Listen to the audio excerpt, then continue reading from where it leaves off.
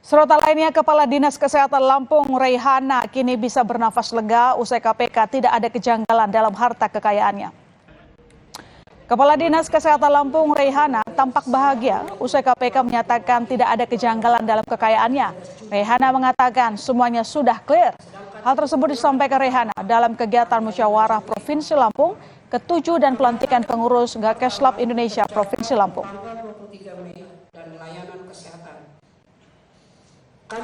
Sudah saya catat, di sini ada kabit saya dan kasih saya akan menindaklanjutinya. Tentu kita harus bersinergi dan memang Pak, saat ini kita mungkin kalau ketemu per sendiri-sendiri agak takut ya Pak.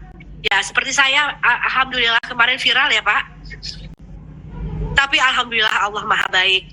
Ya sudah ada pernyataan dari KPK bahwa saya clear and clean. Terima kasih.